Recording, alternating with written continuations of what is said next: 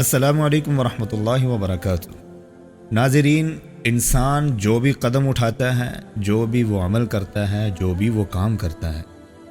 ہر کام کے ہونے سے پہلے، ہر قدم کے اٹھنے سے پہلے اس کا دل اس کی تصدیق کرتا ہے، اس کے اوپر مہر لگاتا ہے، اس کو سٹیمپ کرتا ہے، تو پھر جا کر اس کا وہ عمل ہوتا ہے، وہ کام ہوتا ہے، اس کا قدم اٹھتا ہے۔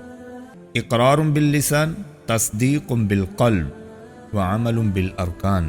ایمان کے اجزاء بھی تب پورے ہوتے ہیں جب زبان سے اقرار کیا جائے، تصدیق بالقلب اور دل کی طرف سے اس کی تصدیق ہو، وعمل بالجوارح اور پھر اس کے بعد عمل ہو، تو پھر انسان کا ایمان بھی مکمل ہوتا ہے۔ اللہ رب العزت نے بھی یہی بیان کیا ہے،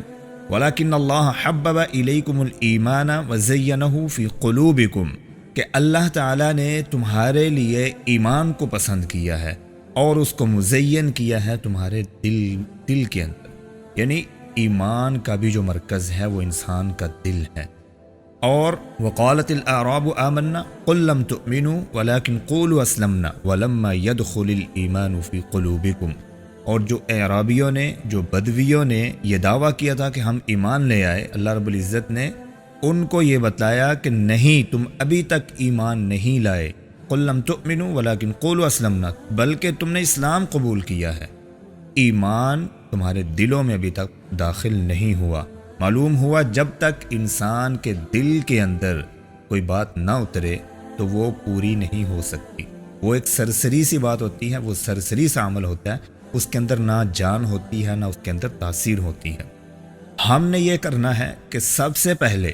جو انسان کے ہر عمل، ہر قدم کا مرکز ہے، جس کی وہ تصدیق کرتا ہے، اس دل کی ہم نے تقدیس کرنی ہے، اس کی پاکیزگی کرنی ہے، اس کی طہارت کرنی ہے۔ اگر یہ دل پاکیزہ ہوگا، یہ پاک ہوگا، یہ صاف اور شفاف ہوگا، تو یقین کیجئے گا ہر اٹھنے والا قدم بھی پاک ہوگا، ہر نکلنے والی سوچ بھی پاکیزہ ہوگی، ہر نکلنے والی فکر اور نظریہ جو لوگوں کے اندر داخل ہوگا، اس کی تاثیر بھی پاکیزہ اور بہترین ہوگی۔ رسول اللہ صلی اللہ علیہ وسلم اپنے بچپن کی زندگی میں اور بنو سعد کے قبیلہ میں تھے، حلیمہ سعدیہ کی کسٹڈی میں تھے۔ آسمانوں سے جبریل امین آئے، صحیح مسلم کی حدیث ہے، حضرت انس بن مالک رضی اللہ عنہ اس کو بیان کرتے ہیں،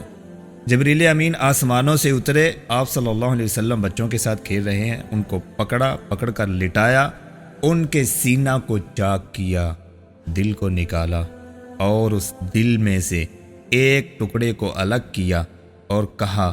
کہ یہ تم میں سے شیطان کا ایک حصہ ہے، اس کو الگ کیا جا رہا ہے۔ پھر اس دل کو ایک تشتری میں رکھا، یعنی ایک پلیٹ، ایک ٹرے کے اندر رکھا، اور پھر اس کو آب زمزم سے دھویا گیا، اس دل کو پاکیزہ کیا گیا، اور بالکل اس دل کو خوبصورت بنا کر پھر اس کو وہیں پر فٹ کر دیا گیا جو اس کی جگہ تھی۔ ہمارے لیے یہاں سے میسج یہ ہے، پیغام یہ ہے کہ ہم نے بھی اپنے دل کو اپنے بچپن سے لے کر مرتے دم تک اپنے دل کی پاکیزگی اور اس کی طہارت کا خیال رکھنا ہے۔ جتنے شیطانی خیالات ہیں، جتنی شیطانی باتیں ہیں، جتنے تفکرات ہیں، ان سب کی طہارت کے لیے، ان کو صاف اور شفاف کرنے کے لیے ہم نے اپنے دل کا خیال رکھنا ہے۔ آج ہمارے دلوں کے اوپر سیاہی ہے، زنگ ہے، اور وہ سیاہ ہو چکے ہیں۔ اس کی وجہ کیا ہے؟ گناہوں کی کثرت، سیاہ نقطوں کا تسلسل۔ ایک گناہ کریں تو ایک نقطہ سیاہی کا دل کے اوپر پڑتا ہے، آپ مسلسل گناہ کرتے جائیں تو وہ نقطے پڑتے جاتے ہیں، ایک وقت آتا ہے انسان کا دل کالا ہو جاتا ہے۔ یہی شاعر کہتا ہے، گناہوں کی کثرت، سیاہ نقطوں کا تسلسل، اپنے گریباں میں جھانکو سارا دل کالا ہوا۔ آج ہمارے دل کالے ہو چکے ہیں، چیزیں ہمیں سمجھ نہیں آتی، اسی لیے ہمارے دل سے نکلنے والی باتیں ان میں تاثیر بھی نہیں ہے، اور پھر وہ پاکیزہ بھی نہیں ہے، ان کے اندر شیطان کی ملاوٹ بھی ہوتی ہے۔ وہ تفکرات، وہ نظریات جن کے اوپر ایک امت مسلمہ کھڑی ہوتی ہے اور ان کے ایمان بھی پختہ ہوتے ہیں، اور ان کے دل کی تصدیق جو ہوتی ہے، لوگوں کے دلوں کے اوپر اثر کرتی ہے، وہ بھی باقی نہیں رہی۔ اس کی وجہ یہ ہے، گناہوں کی کثرت سے نقطوں کا تسلسل، اپنے گریباں میں جھانکو، سارا دل کالا ہوا ہے۔